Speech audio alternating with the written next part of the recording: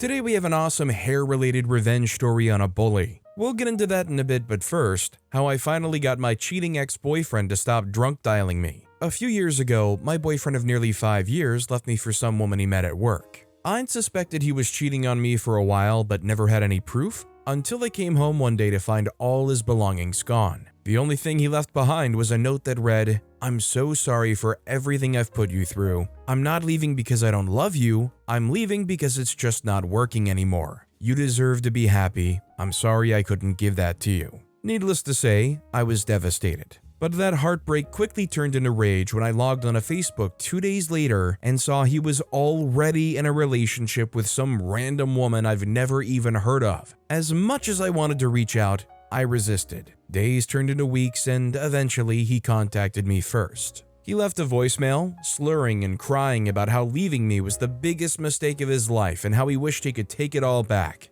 I wasn't interested in hearing any of it. I'd heard his drunken apologies too many times before. But I let him ramble on, and in the midst of his groveling, an idea came to me. We continued texting and talking secretly over the next week until he finally asked to see me. I agreed. He showed up at my house at around 9 p.m. driving her brand new car. He was completely trashed, reeking of booze and who knows what else. My disgust was real, but I played nice. He made a few sloppy attempts to sleep with me, but I shut him down each time. I did, however, drink with him, part of the plan. Eventually, he passed out cold in my bed. I shook him, slapped his face lightly, even tickled the bottoms of his feet since he's ridiculously ticklish. Nothing worked. He was out cold. So I moved on to phase 2. Very carefully, I planted a massive hickey on his neck. A real showstopper. Then, I snapped a picture of us lying side by side. Next, I grabbed a piece of paper, put on some bright red lipstick and wrote, "Sweet ride. Hope you don't mind, but we broke the backseat in for ya. P.S. You're welcome." I sealed the note with a kiss mark and slipped it into the glove compartment of her car. Then, I went back inside and drafted a text with a photo attached to his new girlfriend. The caption read, "Check your glove compartment." Satisfied, I went to sleep on the couch. The next morning, he woke up groggy and confused. When he realized where he was, he freaked out, panicking over what he would tell his girlfriend and begging me to keep quiet. I smiled sweetly and promised my lips were sealed. As soon as he stumbled out the door, without even glancing in the mirror, I hit send on the message. It honestly wouldn't surprise me if what OP did was so far and so extreme, like the letter in the glove compartment with the lipstick kiss on the letter, that somebody would be willing to believe that it was some kind of weird setup. But the hickey is kind of a trump card there. I definitely think that relationship is likely over between OP's ex and their new partner. Hopefully for OP's sake, their ex won't get something legal going and they'll just walk off in shame. Considering the fact that if they can prove OP did all of that, which OP gave them some very clear proof, is it not kind of full-on assault? Acceptable Fox 5560 commented, "Yeah, it's literally SA LMAO. OP intentionally got someone blackout drunk solely so they could kiss a hickey on their neck. The freak?" Also, hi, I'm Steven, and if you guys enjoy crazy stories of revenge, why not hit those like and subscribe buttons down below? That said, our next story is, "Won't let me go home sick? I'll see you in 30 days when I pick up my cancer meds." Although I didn't have control over how this revenge played out, I still smile when I recount this story and thought it would fit here. In 2010, I worked at a corner drugstore as a department lead. Back when those were relevant, I was 21, I did the bare minimum, and I hated working Sundays, which were my Fridays. I will be the first to admit that I could have been a better employee, but I knew this wouldn't be my career, and I was just coasting until I graduated. Sunday, May 2nd rolls around, and I felt awful. I'd already not been feeling great. That Friday, I was a bit under the weather. When Saturday came around, I felt pretty okay, but then Sunday hit like a sack of bricks. About 2 hours into my shift, I asked my manager Ryan if I could go home. The guys in management despised me, so I wasn't surprised when this particular manager snarkily responded with, "You need someone to come in and finish your shift." Edit to add, this wasn't policy. He was just being a butt about it because he didn't like me. Fine, no problem. I called one of my coworkers and she came in for me. My boyfriend at the time was working at a hotel down the street. We shared a car, so I went to his hotel to sleep until he got off work. I slept in the lobby for 9 hours straight. We made it home, and I started coughing up blood. My boyfriend forced me to the ER that night. I was diagnosed with strep and admitted to the hospital. That Monday, the 3rd, one of the nurses informed me that I would be in the hospital for at least a week, so I called my store to let them know. The manager I spoke with, Brad, hated me more than anyone else at that store. I told him the news. He said, "You'll be out for a week for strep?" I said, "Yeah, do you want to talk to the nurse? She's right here." He said, "No, we'll see you when you get back." He was clearly irritated by the news, but there was nothing I could do. What I hadn't told him, as I didn't know at that time, is I was admitted because the hospital suspected I had something much worse. I was visited by a doctor on Monday who explained that he would like to perform a bone marrow biopsy. I had no idea what that was or why he would want to do one, except that my blood counts looked weird. I had the procedure done and continued recovering from strep. Tuesday, May 4th comes, and the doctor from the day before pays me another visit. "OP, we got the results of your BMB back. You have an aggressive form of leukemia that requires immediate treatment. We'll be sending you to a hospital in Big City to start chemo tonight." My world was turned upside down. I called my best friends, all of whom I worked with, and invited them to the hospital to share the news. One of my friends had a shift that afternoon and broke the news to the store. OP has cancer. I spent 28 arduous days in the hospital fighting for my life. My mom had visited my store a few times during the hospital stay and talked with the store manager, letting her know what was going on. My store manager was very understanding and supportive. The other managers never said a word to me, my mom, or my friends about the situation. When I finally got out of the hospital, I went to my old store to pick up my maintenance cancer meds. As I made my way back towards the pharmacy, bruised, bald, and with a bright purple PICC line sticking out of my arm, I turned down aisle 10 and who do I see? Ryan stocking vitamins. "Hi, Ryan," I gleefully shouted. The look on his face was priceless. He said, "Oh my God, OP, are you okay? How are you feeling?" I said, "I'm great now, thank you. It's a good thing I left early that Sunday and ended up in the hospital so they found the cancer." The whole situation was absolutely delicious. Despite everything I went through, the feeling of complete vindication when they had to face my cancer-ridden self was incredible. I never ended up going back to work there. I had to file disability because the next 5 months of my life were week-long hospital stays, followed by constant transfusions, checkups, and even a case of sepsis that almost ended me. But I still remember Ryan's face, and it brings a smile to mine. I'm hoping and assuming things are going much better now for OP than they were throughout most of the story, which is great, but it's also nice to have that extra vindication of putting down somebody who is just so unnecessarily hostile. I mean, I just don't get the people that are like, "I don't like you, I've never liked you, and there's absolutely no reason for it other than I'm a insert the word you would choose, maybe something about a hole in the ground." Yeah. Commercial Novel 786 commented, "I really hope that cancer is a distant memory for you. I hate that crap. A family member in my household has cancer and another has another year left to live thanks to leukemia. I hope you're doing awesome now." Our next story is, "Tell me you won't renew my contract on my birthday? I'll hack your soda machine." I had my first real job at a supermarket about 20 years ago as a stock girl, where I started right after my 16th birthday when you can legally work evenings in my country. I made barely any money, but did make a lot of friends, worked hard, and I loved it. The boss wasn't a good employer. He regularly made us stock until after midnight, around the holidays, even 2 a.m. Very illegal for 16 or 17-year-olds, etc. What happened to a lot of us was that when you became 18, your wages got a little bit higher by law, and that's when you would get fired. I knew chances were I would be too, but when he passed me by when I was stalking and said, "Happy birthday, meet me in my office in 15 minutes, I thought I might have a shot at another year. Because he never fired anybody on their birthday before, maybe he would renew me as a gift. He didn't. I was informed I could work the final 2 weeks of my contract and then I would be out. Time for my petty revenge. This was also the era where the old soda and candy machines slowly got replaced with more modern digital ones. The break room had one of those older soda machines which the boss stocked with soda cans that would soon be gone or were recently out of date, so he could still make money on them and us. Giant brand name on the front, 6 to 8 buttons in a row from top to bottom on the side for choosing, and a money slot. You probably know them. I'd learned on the internet that when you press the top 4 buttons in the right order, you would get the secret manufacturer menu where you could mess around with the settings. I was smart about it. If I made the cans free, he would figure it out fast, as there would be no cans, but also no coins. So I got the machine to give 2 cans for the price of 1. I myself could only profit from my revenge for 2 weeks, but it felt good that I could leave my friends behind with sodas for 25 cents a piece. Also taught it to a trusted friend in case it was changed back.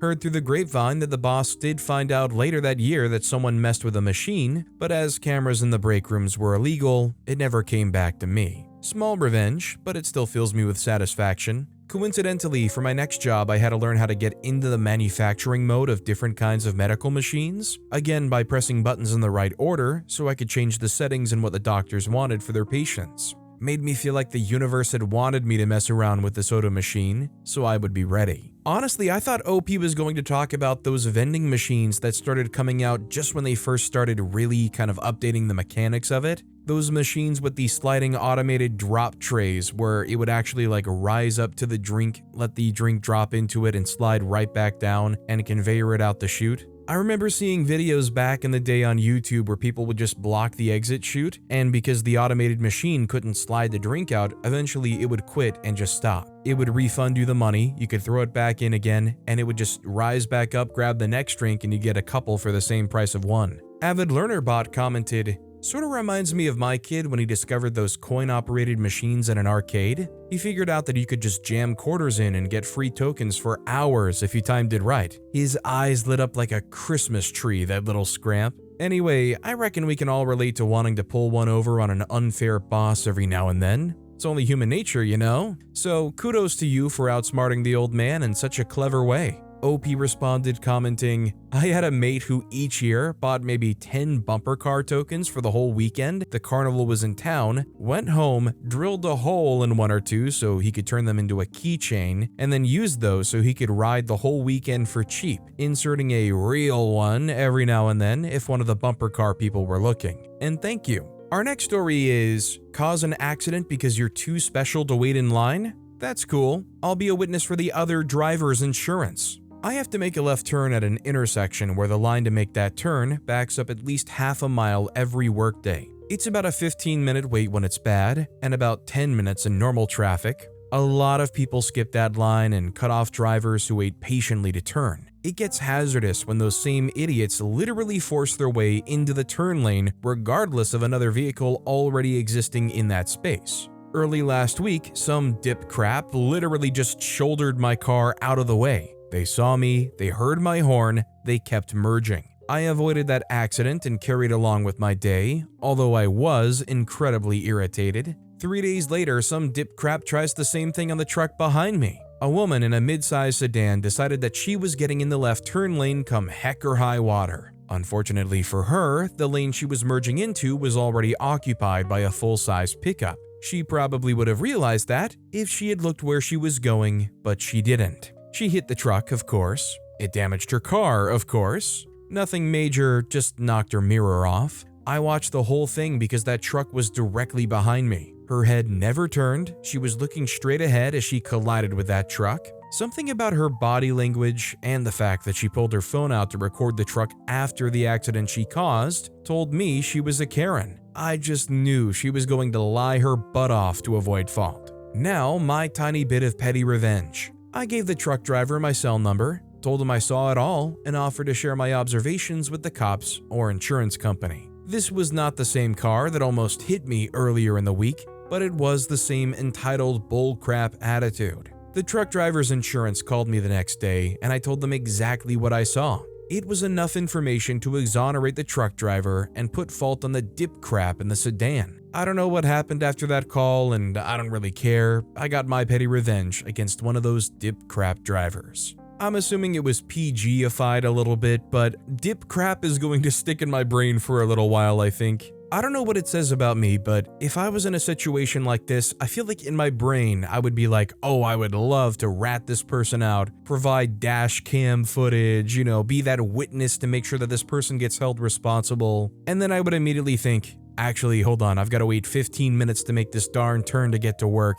Forget it. I guess when the karma comes around and something like that happens to me, that's why probably nobody will help me out. Seton Scotty commented, "Good on you, but a 15-minute queue to make a turn is freaking insane. Someone should fix that crap. This is going to keep happening until they do." Pristine Shower 3025 replied, "I was thinking the same thing. Perhaps a call to the city's engineering department or other department could put a left-turning light up there. Good job, OP." Our next story is, my event manager harasses all her teammates. I humiliated her when she was on stage. I work as a light technician in the theater of a vacation resort, like the Club Med. For those who already worked in this kind of workplace, you know how the HR is always messed up, but I liked my job. I'm a passionate light technician with a lot of responsibilities in the theater. I've even programmed all my shows in the theater to be automated. I can launch the whole show, light, sound, and video on the big screen, all synchronized with just one press on one button. It took me so many nights to set it up.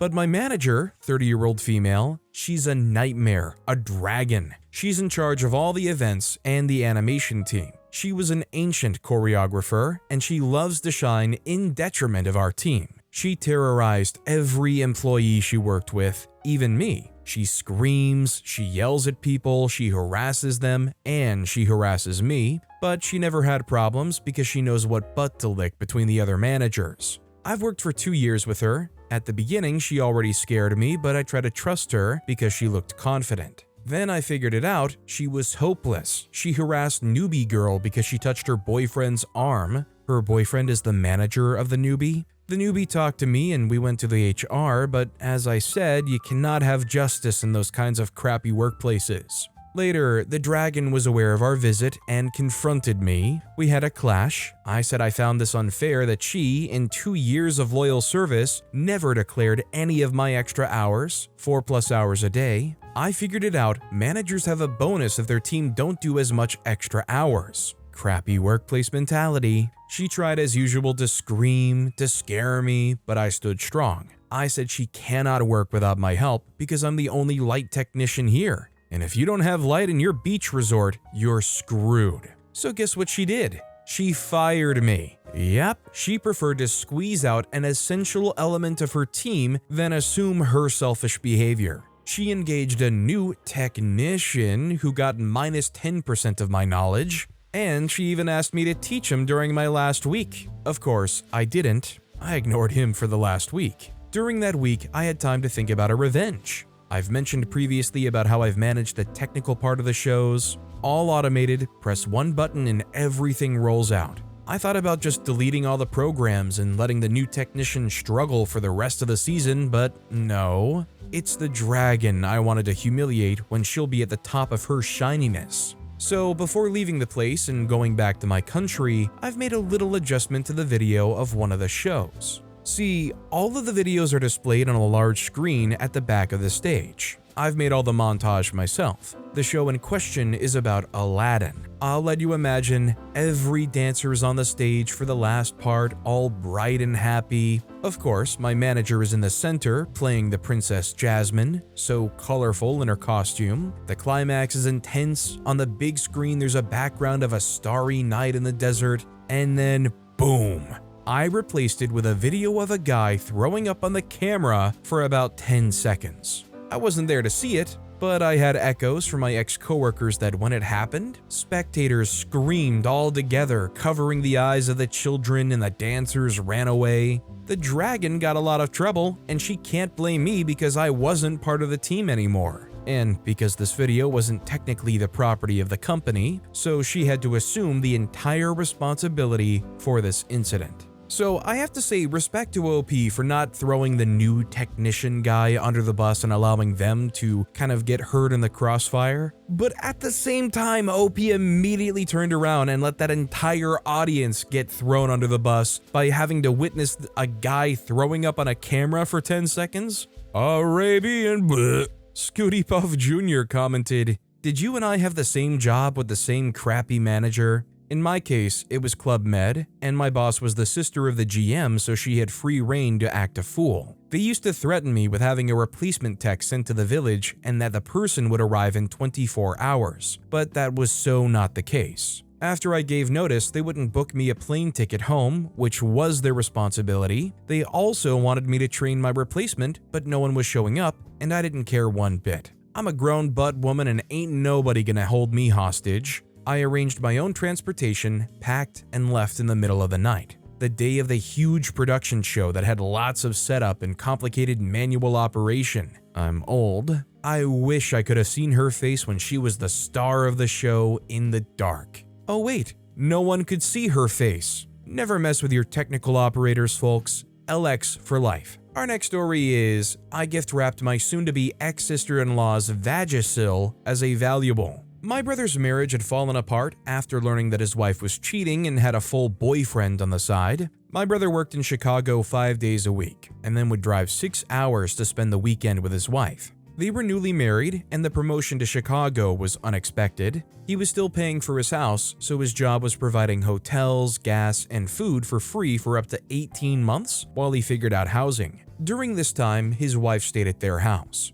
She took this opportunity to cheat and spend as much of his money as she could. She even left him so little in his account he couldn't afford to buy a pack of cigarettes while he was in Mexico for work, and it was the day after he got paid. Long story short, their relationship fell apart. She went to move in with her boyfriend, and I was helping my brother pack up her stuff for her to come pick up. I was wrapping her sentimental keepsakes in packing paper and had labeled the box with the C word. My brother asked me to take the C word off the box, so as a little revenge to vent my feelings, I went into the bathroom and grabbed her extra-strength vagisil, carefully and lovingly wrapped it in packing paper, and placed it with her memorabilia, sweetly sandwiched between two seashell owls that belonged to her grandma. And if that isn't enough revenge for you, when she came to pick up her stuff, she started trying to kick in a panel window beside the front door because she was angry that we had locked her out of the house. My brother ran to stop her, and I started filming her with my phone as evidence against her if she continued to act up. I calmly stated that I was filming her, and she advanced on me, called me the C word, and smacked the phone out of my hand. Heh, well, that's illegal. I was going to press charges, but my brother instead used the video as leverage to keep her in line. Her parents picked up the rest of her stuff, and she left us alone. It wasn't nearly enough revenge, and it still isn't, but it's something, and it was petty. Considering the way she was acting before and during picking up her stuff, I think OP was kind of justified to keep that C word label on there. I mean, come on. AP Steel Guitar commented, "Your brother may have said that he wasn't going to press charges, but that does not mean that you are bound by his words. It's a double whammy against her. Assuming that you still have that video, call the police and let them sort it out." OP responded commenting, "My brother asked me very respectfully not to. I deliberated it heavily, even asked a lawyer on Avo about it who kinda dressed me down for being ridiculous, and in the end, I decided to respect my brother's wishes." Our next story is, my 4th grade teacher called me the devil, so I proved her right. This was about 9 years ago, and a separate post on another sub about prank phone calls brought this roaring back into my memory. I had a bully in 4th grade who was absolutely adored by our math teacher. She always made me help him even though she knew we didn't get along. Anytime we got into it, him bullying me and me standing up for myself and other kids he bullied, she would treat me like garbage after. She was hyper-religious. Disclaimer, I'm not anti-religion, I'm Jewish myself, but she would refer to me as the devil whenever I upset her and or her favorite student. One day, the student and I really got into it in gym class and I fought back. Like, fought. By that, I mean I tried to bludgeon him with my arm cast after he had shoved me to the floor repeatedly. I was stopped by the gym teacher, but of course the math teacher made me pay for it later by, once again, calling me the devil and treating me like crap. So I proved her right. I spent a couple weeks compiling a list of all the online psychic, tarot reading, and medium services I could find. Everything I knew she would be against. Then, after the dust from the gym incident had settled, I signed her up for each and every one using her school-issued email. The best part about it is I never got caught. but I do remember hearing about some extra email protocols being put in place for the teachers. Afterwards, I smiled as sweetly as I could at her every time we interacted. I laid the cheese on thick and started purposefully misleading my bully whenever I helped him with math, all while watching her nerves and his grades spiral. Just a nice knowing wink every so often when you see the teacher. You know, no words that would ever confirm that you were sending all of this devilish material to her school email or whatever, but enough for her to be able to suss it out. Maybe that little evil villain thing where you bring your hands up towards your face and touch your fingers back and forth. Our next story is bullied for my oily, greasy hair in high school. Now sent my bully, an adult, the same oil kit for his receding hairline with a note. Better oily than bald. Doing my high school in the States, I got relentlessly bullied for my greasy hair. This particular bully would call me oil slick, make fry-up sounds, and clutch his nose when I walked by. The whole deal. My mom used to slather my hair in coconut oil every weekend, thick, fragrant Indian hair oiling sessions. I hated it. Felt like an outsider because of it. Fast forward to now, both in our early 30s, I came across my bully's Insta. Dude's hairline looks like a McDonald's logo. He's trying the classic comb over the hairline look but failing. I could sense his insecurity about the hair even through his stories. Yes, it's petty, but my rage is real even as I type this. And I, after years of resisting, have fully embraced the Ayurvedic life. Full regimens, Ayurvedic oils, the works. My hair's thicker than it's ever been, and I've got zero signs of thinning. Recently found out where he stays and sent him the full Ayurvedic kit anonymously with a note. Better oily than bald. Kids can be so cruel, man. It's so stupid how your hair being too greasy is enough to outright just bully this person. I'd like to know in the comments if you guys feel OP is completely justified or if this is something that, considering how long ago it happened, OP should have just gotten over it by now. I mean, to be fair, I can imagine it's a pretty painful experience, so it probably is still kind of fresh every time you think about it. Pinwellworn657 commented, "It's crazy how something as simple as greasy hair can become a target for bullying. Especially in a high school where everything feels so magnified. The fact that you turned this situation into a little bit of petty revenge is honestly inspiring. It's always empowering when you can take something negative that others made you feel insecure about and use it as a source of confidence. No one should ever have to feel ashamed of how they look or what's natural for them, but I love that you were able to take control of that narrative and get the last laugh. As tough as it was, it's awesome that you turned this experience around. Bullying can have lasting effects on self-esteem, but it sounds like you're in a place where you're owning it now. It's great that you found a way to not only feel better about yourself, but also get back at those who tried to make you feel small. At the end of the day, it's about confidence, and it's clear you've come a long way. Keep shining and embracing what makes you unique. Those who matter will see that, and the bullies won't be worth your time. Our next story is, throw your purse on my feet so you can have more for your oversized carry-on? Good luck finding it. I am someone who struggles with being overly kind and accommodating, especially on planes. I'm a small person, and people usually assume that means that they can encroach upon my space on planes instead of just upgrading themselves to a more accommodating seat. Finally, I was fed up and knew that I no longer wanted to sacrifice my sustainability and comfort for selfish, undeserving humans. I have the window seat, and someone who had boarded quite late comes in pushing her oversized carry-on, winter coat, purse, and a shaggy blanket onto me. She didn't push her carry-on under her seat because it couldn't fit. She throws the shaggy blanket onto my seat while I'm sitting there. She places her purse on my feet, places her headphones on, and closes her eyes, as if I'm invisible. I move the blanket and purse back to her side. Flight attendant comes around and tells her about her luggage. She ignores. They assume she can't hear them. She continues to ignore. They tap her shoulder. She ignores. They shake her shoulder and she finally follows their instructions. Before you know it, her coat, blanket, and purse are on my side again. She's fast asleep, elbows flung and having sweet dreams. Do my best to move her things. Now her mouth is open and she has terrible nighttime breath. Cool. We're about to land and she's wide awake and on her phone. Puts her gross blanket back on me so she has more room. Finally, I get assertive. She then yanks her blanket as if I'm in the wrong for not wanting her things all over me and my space. Plane lands, she gets up aggressively and charges off the plane with a foul attitude. Except she forgot to grab her purse. Normally I would have said, "Oh, hey, looks like you forgot something," but not my job to help nasty entitled individuals. The flight attendants surely will catch her before she leaves the gate. Nope. I see her walk through the food court and through the ground transportation doors. I wonder how far she'll get without her purse. It doesn't surprise me that somebody who acts like this forgot and lost one of their own items. I mean, they're acting so haphazardly with all of their stuff, throwing it on OP and almost kind of assigning OP to watch after it. I mean, if I'm bringing a blanket and a purse and a carry-on onto a flight, I want to keep track of that stuff. You don't know any of these other people. You put it by OP's feet. OP could be rifling around in it while you're off, nodding off. This lady not only didn't give a crap about OP,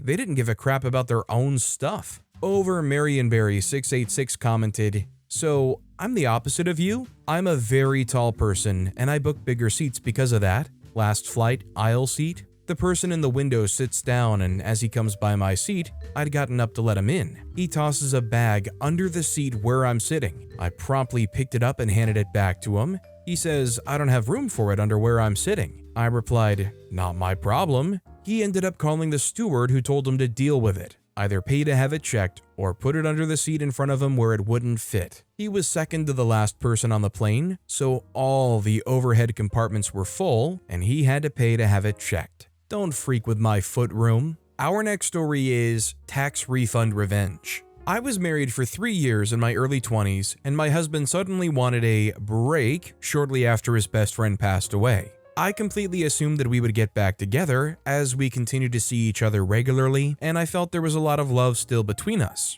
5 months later, he walked into my office and handed me divorce papers and flatly told me his dead best friend's girlfriend was pregnant with his child. I stupidly said I thought we were getting back together, and he said we could after their baby was born, to which I immediately said, "Get out of my office," and handed him the signed papers. Fast forward a few months and it's tax return time. My ex never got his taxes correct when we were married, and we always owed money. So I was not surprised to get a bill for him for not paying enough yet again. He was very anxious to get them paid, as they were due a refund for the baby. He asked me to take care of what we owed and split it with him, the cheek, and brought me roughly $600. I kept the money and never paid the bill, and had the immense pleasure of receiving a very irate phone call from him about a month later because their refund had been used to cover the outstanding tax bill. Suffice to say, I was not sorry. I mean, I don't really understand how the ex thought anything was going to go their way.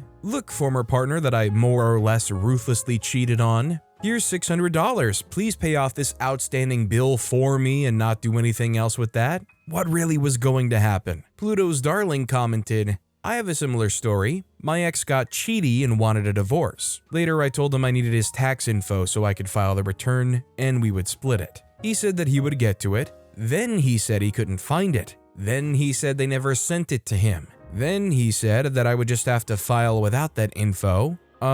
Tax fraud? Nope. Note, this was an ongoing pattern of behavior for him, coasting along while others did all the work. Vacations, holidays, all of it. He sat on his butt and waited for everything to magically coalesce around him. I just said, okay, and didn't ask him again. Filed a married filing separately return for myself only. My refund was about $200 less than my share of a joint refund would have been. Good enough. Months later, long after tax deadline, he texted wanting to know where his half of the refund was. It's still in possession of the government, waiting for you to file your own return. You don't have any claim to my half of my separate refund, and it's your problem, my dude. That was well worth $200. Good on you. Revenge is so sweet. Our next story is, I hope the flowers cheer you up. So there's this absolute witch who lives a few blocks down who takes exception to me and will come out of her house and scream at me while I'm walking my dog past, minding my own business. So I've come up with a plan. As I walk my dog, I'll scout out those lovely dandelions that have gone to seed. You know them, the beautiful puffs of seeds just waiting to be blown. I'm going to save them all in a special bag so that I can help her plant her garden. I think the bright, cheerful yellow flowers will help her feel better, don't you? Especially if this person is the kind of person that cares so much about their garden and it looking perfect. I think OP doing that is a great idea. Lee Shadow 2 commented, "I'm not ashamed to share that my siblings and I did this as children to a really rotten next door neighbor who had that weird suburban lawn fetish thing. We had a field nearby completely overrun with dandelions, and we would pull the seed puffs and save them in bags. We then would blow the fluffy seed assemblies over our high fence after dark into his backyard. We giggled like maniacs from our upstairs windows as the dozens of dandelions started popping up on his back lawn, and watched him on the weekends frantically pulling them up. On the positive side, he refused to use weed killer." Our next story is Snowmageddon Revenge. Many years ago, a major snowstorm occurred in my city. While we get a couple of days of snow every season, it's usually nothing major. However, this storm was major. I had recently become the mom of multiples and, of course, ran out of diapers, so inopportune, so I began to dig my car out. Ordinarily, I would have waited, but when you need diapers, you need diapers. I finally clear the car and parking space by dusk, and off I went to the store. When I returned, someone was parked in the space. This was an issue. The neighborhood generally did not park in front of my house because I had so many kids to get in and out, and I appreciated their kindness. I know it's a public street and no one owns the street, but when you dig it out, you essentially own the space. Rules are rules, so I went around to my neighbors to find out who parked in the space and found the culprit. Said culprit refused to move their car. "Okay," said I. "Okay, I got you." I then proceeded to dig out another space. Where did I put the snow? All around her car, which was directly in front of my house. When I was done, the snow around her car was 4 feet high. Did she call the police? Yes. Did they do anything? No. They laughed and asked if I had touched her car. I had not. They told her that she should make better choices next time and drove off. I then poured water on the snow and turned it into a 4-foot wall of ice. She couldn't move her car for 2 weeks. Never parked in front of my house again. You know, I'm glad this worked out for OP. I agree, it's pretty clearly an unwritten rule that you should respect, that if somebody else clearly shoveled out that spot, you should try to leave that spot. I'm glad that the police didn't roll up and were like, "Oh, this snow that OP piled around the car is somehow some kind of attack on property." Or even like the same thing over after OP poured all of that water and kind of trapped the car in. I mean, if this person who parked there caught that on video, that wouldn't be nothing, right? Or would it be? Addicted to Candy commented, "Husband and I rented an upstairs apartment, really an attic, for 6 months between homes when we were first married. Landlords would shovel their steps and walkway, but not ours, and no parking spaces. We only had one car at the time, so I would shovel one spot in front of the house, and they parked in it the first time. After that, I put 4 metal folding chairs in the shoveled spot every time. Hated that place, hated those people. So happy when we left for a brand new condo with numbered and shoveled spots." Our next story is "Talk down to me and disrespect me in public." This was a few years ago, as I was preparing to apply to the local sheriff department. I was in need of many documents and quite a few needed to be notarized. I noticed that my local bank, Fargo, offered these services and they were complimentary. Being a thorough person, I called the corporate office before I set out and confirmed that they offered these services and that they were free with my current membership.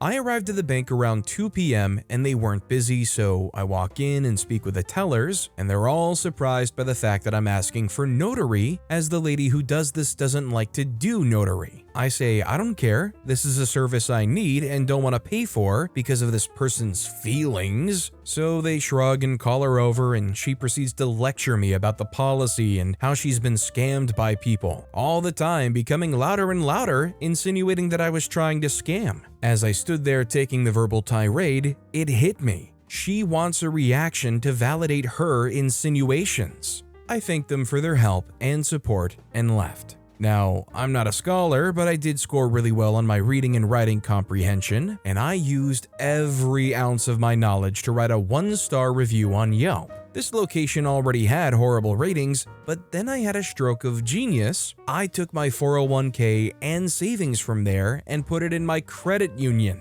This plus the review must have sparked something. A few weeks later, I stopped by to take care of a few things, and I saw my friend at the teller line and asked him why he looked stressed out. They had just been through a week of customer service training, and an audit management was not happy. I laughed and told them about my review. He was kind of upset and said that I could have just talked to the vile woman. No, she was too intent on demeaning me and humiliating me in public to listen when I told her I'd spoken to corporate about the services offered, and she just doubled down and refused service. She deserved the reprimand. I was happy that she didn't get fired, but the customer service training was pretty funny and much needed. To be fair, if they do offer those services, OP called and they confirmed, yes, we do offer these services. And then they show up and they say, well, I don't really want to. I've been scammed before, blah, blah, blah. They kind of really did need that training, so I'm sorry it made your job harder, friend, but how can you complain when your coworkers literally were trying to refuse to do the job they're paid to do? Mother Goose 1957 commented, had a similar experience with Wells Fargo many years ago. They bounced my paycheck in error and were difficult when it came to sorting out their mistake. Cost me a fortune in bad check fees, so I decided to close my accounts. Went into the local branch of Wells Fargo, which was not a small branch, in my lunch hour and was told that I couldn't close my accounts because the person who did that was at lunch. I asked very loudly in front of a bank full of customers, "You mean to say that in a branch this size, only one staff member is able to close an account?" They decided they could quietly close my accounts after all. Huggable Kala 1122 commented, "The ATM shorted me 300, dispersed 20s instead of 50s. They blamed the contractors that serviced the ATM.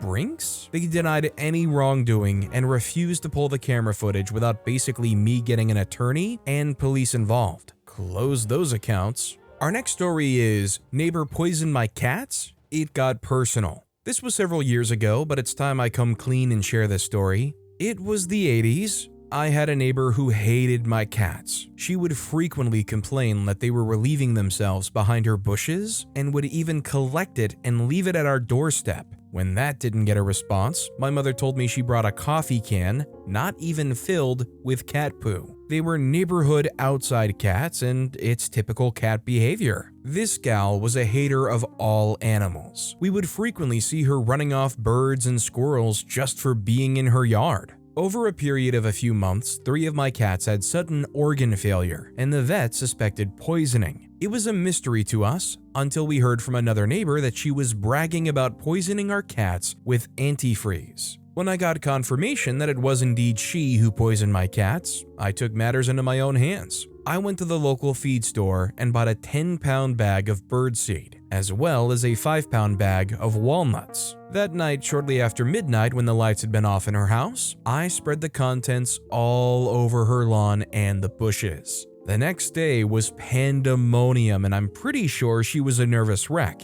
I never made the same mistake of admitting to the neighbors what I had done, but honestly, I don't think anyone else cared. Not long after, I had joined the US Navy, and whenever I came home on leave, I would check to make sure that she still lived there, and I would do it again. Now, I'm an animal lover, I'm a dog lover, I'm a cat lover, I've had both over the years. There is obviously no excuse for this person going out of their way to poison these animals. That said, them being upset about your cats being out in the neighborhood or getting into their backyard and peeing on their stuff, that alone, I can't really fault them for. Cat pee is a horrendous thing, and cats are little hunters. Honestly, in some ways, I guess it would be a plus for this neighbor that they go and kill all the birds or squirrels or whatever. But in general, if you have a house cat, it's better to keep them indoors if you can. Back when I was a very young kid, we had a cat, and they were free to go out and come back in whenever they wanted, and we lived in an area that had the little basic lizards that ran around, brown and green anoles, and I can't tell you how many times the cat would drag in a new buddy. Saxman522 commented,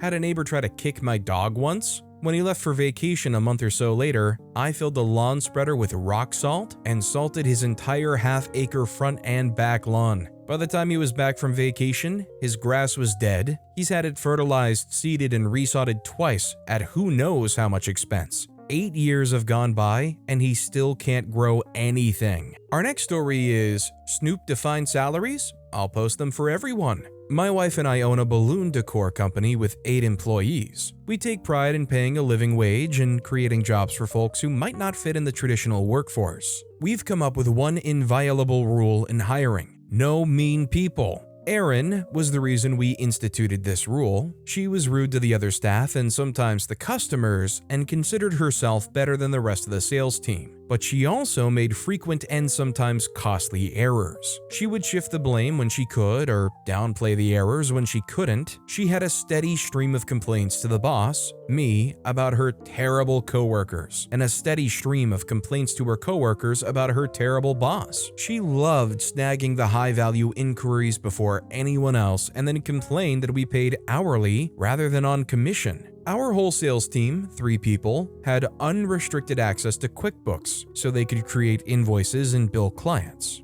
One day, my awesome sales manager told me that Erin had logged into the HR portion of QuickBooks and was looking at everyone's paychecks. She wanted to know what the manager made so she could argue for a raise. A raise she didn't deserve because she was barely holding on to her job at that point. I laughed because pay rates have never been a secret. The whole company's finances are an open book, and I feel every one of our crew should be able to know our gross, net, materials cost, wages, owner wages, debts, anything they ask. If she had asked, I would have told her exactly what the sales manager made and what she needed to do to get a raise. Somehow she thought she could gain an advantage by being sneaky. The next day, I asked my bookkeeper to print out everyone's pay rate. I taped the printout to the whiteboard for everyone to see. Only Erin knew why it had suddenly appeared, and she was ticked. A few weeks later, she was gone from the company, and I wrote up a who we are document for the whiteboard that every new employee sees. It promises wage and financial transparency and has only one sentence capitalized: no mean people.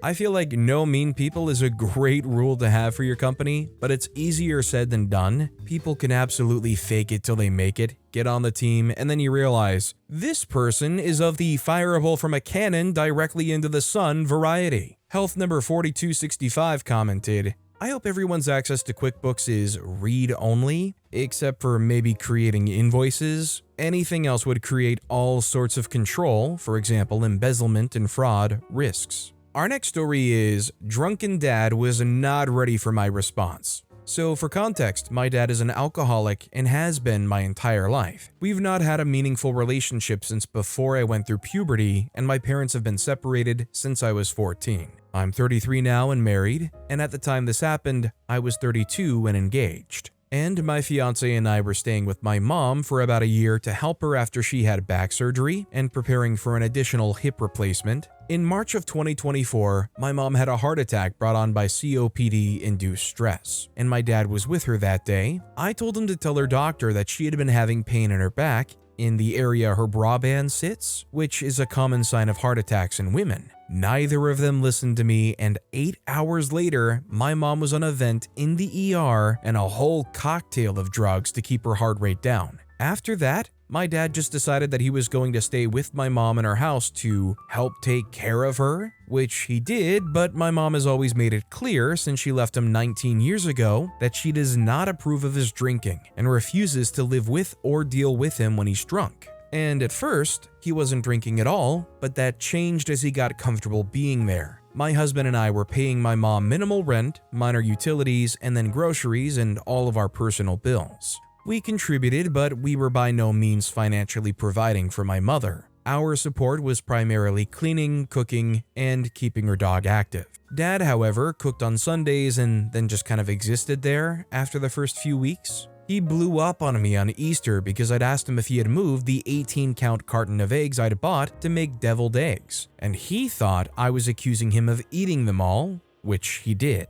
But I wasn't mad about it because I was baking a ham, making mac and cheese from scratch, green bean casserole, mashed potatoes, and desserts. I love cooking. One less thing on my to-do list was not something I was upset about, so there was no anger or accusation on my end. He then accused me of being disrespectful. I set the boundary with him that he wasn't gonna go off on me when I didn't do anything, and told him that I hadn't been disrespectful, but he had been when he blown up my phone while I was at work over some dumb crap. And I told him that the next person who blows up my phone while I'm at work is getting blocked unless my mom is being hospitalized or dying. Period. He had done this a couple of weeks prior, and I work with kids on the spectrum. Because of HIPAA, I cannot answer or be on my phone in the vicinity of clients. so him blowing up my phone for non-emergency stuff is not okay. After that, we just stayed quiet and moved on. Well, one day, my dad comes to my mom's house after being at the bar. He's drunk and I can tell the second he walks in.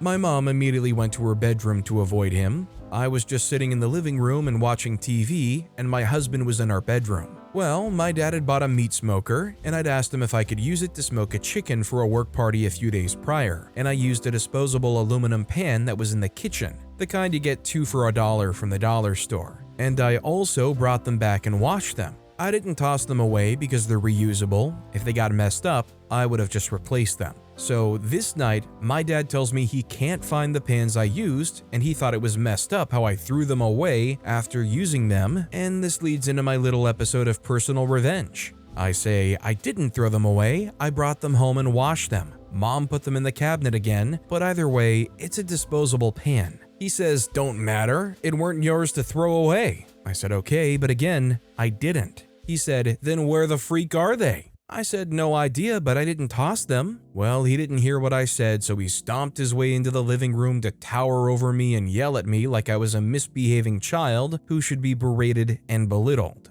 I immediately shot up out of the chair and shouted at him, "You need to go be drunk somewhere else because in my face is not the place to be." So he started telling me how I was useless and couldn't pay my bills and that I needed to respect him. He did this because my dad knows I have mental health problems and struggled with self-worth for years, especially after I got myself into a lot of credit card debt because I was depressed and being impulsive and self-medicating with shopping, which I paid my way out of by myself. Also, I'm in therapy and getting treatment to deal with my problems. But this is what my dad has always done to my mom. He gets drunk and acts horrible and then blames it on my mom or whoever is the easiest target. It was just always my mom because she guarded my sister and I from it as kids. But this time, along with other times after my mom left, it was me. Because I had no self-esteem and just let people bully and walk all over me, and when he towered over me to yell at me, my anger boiled over and I didn't care if it was petty and stupid. I was gonna dress this drunken freak down. I told him he needed to go back to his house because he didn't live there and I would listen to him when he starts paying more bills than I do.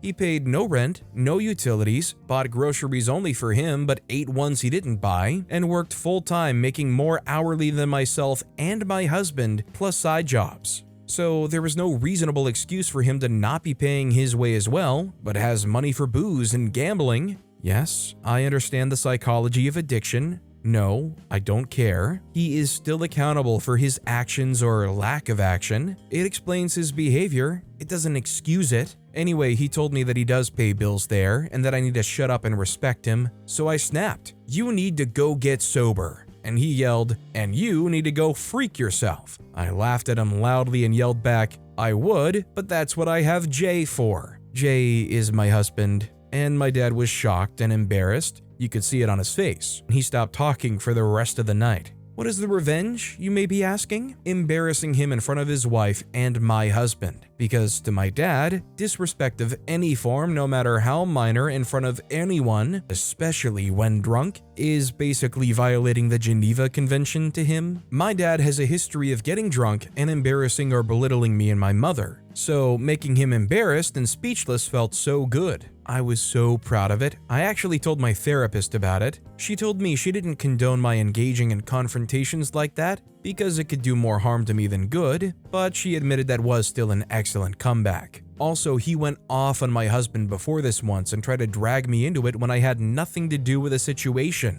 Why? Because he wanted my husband to submit to his authority, of which he has none, because then he feels like a man. I work in behavioral analysis, and it's my job to help figure out the function of a behavior someone displays, because all behavior is a way of communication. What is the underlying cause of this behavior, and what kind of support does this individual need to help them communicate or cope with the issues causing it? And analyzing my dad is pretty easy. He needs to feel like a man, is insecure, and manipulative. He doesn't want to take accountability for his actions, so he belittles and blames and deflects because, typically, taking accountability means working towards changing for the better, and he doesn't want to do that. So, going off on him, even if it wasn't super public, was very satisfying for me. Also, just so everyone is aware, my father is not physically violent and never once has or would lay hands on my mother or I, even drunk. And in a slight change of tone, my dad's not a horrible person deep down. I'm obviously venting about one of the worst pieces of him, but he is a bad husband and dad. My dad has been sober for years at a time previously in my life, and when he is, he's funny and sociable and we get along fine. Drinking is his choice and his disease and his struggle, and he allows it to amplify the very worst parts of his personality, and I do fully believe that you can be a bad parent or spouse and not be a 100% bad person, because we all have a bad side, and vice versa. You can be a crap person but a good dad. I don't want to give examples because that's getting into my true crime knowledge and that's not the point here. Also, about a week after this incident, my husband and I both sat down with my dad while he was sober and told him that we wouldn't lecture him on his drinking or anything because that's his business, and if he has a problem or something, he needs to talk about it with one or both of us. He can talk to us, he can express his emotions and frustrations, but he cannot do it when he's drunk, because it just ends up with me jumping in and screaming back at him. I won't put up with it, and my husband shouldn't have to. He agreed and said he had no problem with that. We didn't have issues between that, and my husband and I moving out again. But now my mom is sick of him because once we left, his drinking got even worse, so now she's kicking him out. So there was a lot going on here. I think it's disappointing, honestly, that this guy clearly has a major problem that OP's mom has demonstrated time and time again they don't want around them, they don't want to have to be around, and yet there they are having to be around them. Is whatever help they are providing really worth keeping them around? Why not change the locks and keep them away? Our next story is, you want to gatekeep the grill? I'll smoke you with a smirk. So I'm at a neighborhood barbecue last summer. Sun's blazing, tunes bumping, everyone's got a drink and a vibe. It's a potluck deal, and I'm hyped to show off my smoked ribs recipe. Slow cooked, fall off the bone, the kind of stuff that makes you a backyard legend. Then there's this guy, let's call him Karen. Yeah, he earns it, who's self-appointed grill master and decides he's king of the coals. No one touches the grill but me, he barks, waving tongs like a scepter. One dish at a time, mine first, then we'll see.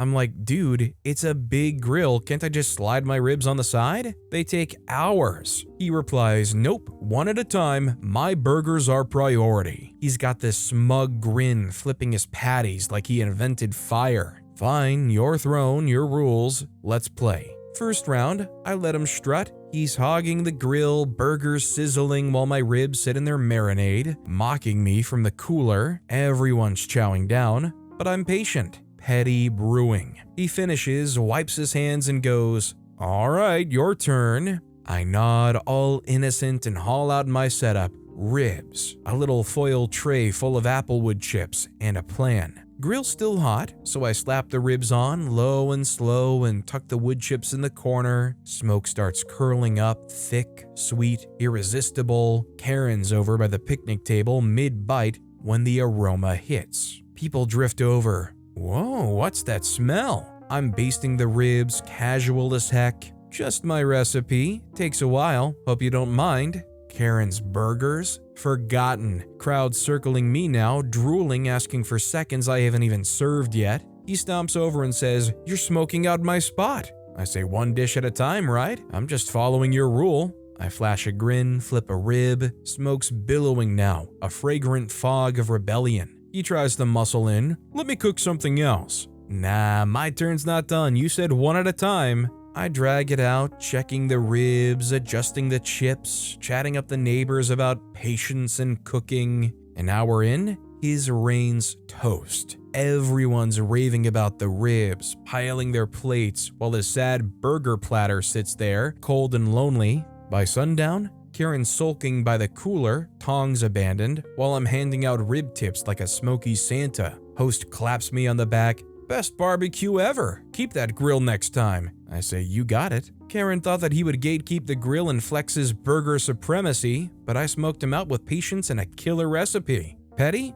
Dang straight. Tasty? Like victory with a side of barbecue sauce. Oh, I can taste the sweet baby rays from here. You know what? I'm gonna be honest, I could go for a rack of whatever OP was cooking up that day. Shoot, if I went to a party like this, I don't really care if it was the guy's burgers, I'd be probably pretty happy getting whatever. Bob K2 commented, "This reminds me of my secret recipe for barbecue chicken. Get a pre-cooked Costco barbecue chicken and don't tell anybody. Cut it up and put it into a big bowl of barbecue sauce, sneak it onto the grill and turn it frequently. Serve it." Wow, you cooked it so quick. Yes, well, it's the way you cook it. Our next story is, someone kept hitting their car door into my car while I was in it, so I returned them the favor. I was parked in a student parking structure and was stuck on a phone call before heading out. There was an SUV that pulled in next to me, and for a few minutes, one of the girls had her door open while she was looking through the back seat. The door kept banging into my car, and I look over and see that she wasn't paying attention.